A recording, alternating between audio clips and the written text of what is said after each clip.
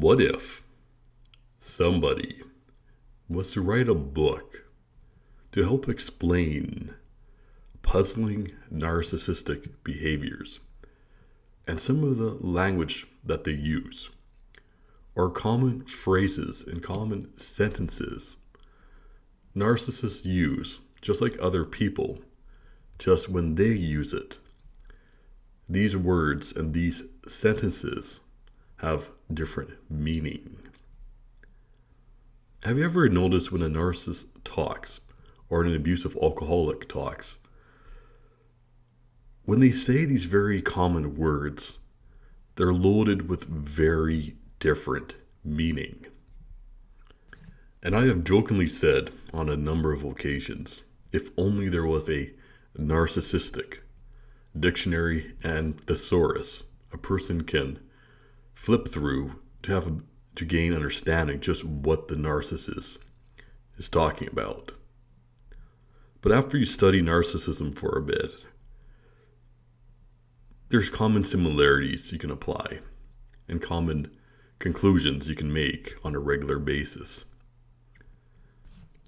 Example, have you ever realized, or have you ever noticed, when a narcissist says, "You always do things your own way," they immediately try to manage you and control you. So when they say you always do things your own way, they're complaining that they don't currently have control over you. And this upsets them.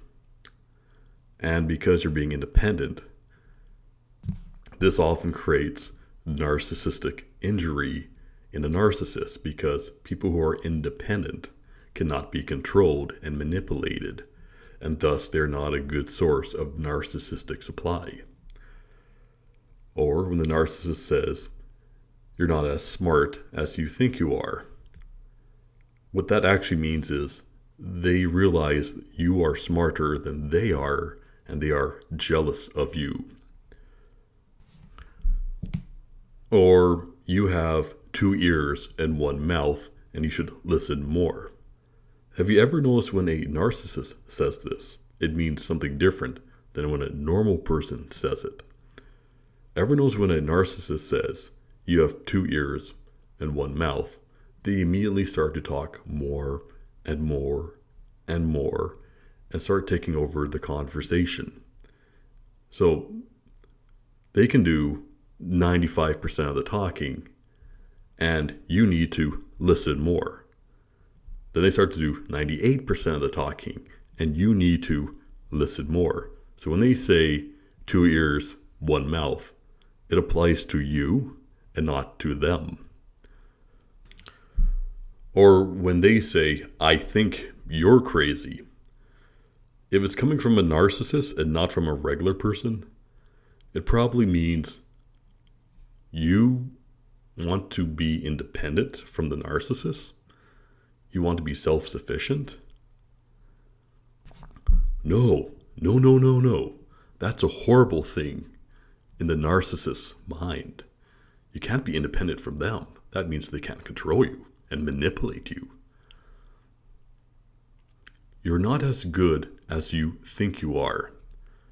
When a narcissist says this, what that means is they have noticed you are very self-sufficient. You are good with managing your own money. You are clean and hygienic. You are organized. And thus, you would make a good servant or a good maid. You can clean up after them. The narcissists think they have some very good ideas for you and how to manage you and become your life coach. Their idea is you can become their servant because they're disorganized, they're chaotic, and if they can break down your self-esteem and if they can manipulate you, you can be their servant. This is, in their mind, your highest purpose is for you to look after them. So when they say you're not as good as you think you are, they're also fearing you might get a good job. You might be self-employed. You might even find a new relationship that is healthy. And if you can do these things, they can't control and manipulate you. So they have to break down your self-esteem. I could come up with more and more examples, but I think you get the idea at this point. So really, when the narcissist starts to preach, try to look through it through this lens. And when they insult people, try to look at it as at the goals they're trying to achieve. Is this person being a good source of narcissistic supply? Can the narcissist leech money, time, resources, or attention or admiration from this person? These are the standards that the narcissist measures other people. So when you're communicating or being preached at by a narcissist, keep this in mind. And this should help you understand what they're actually saying and what their actual goals really are.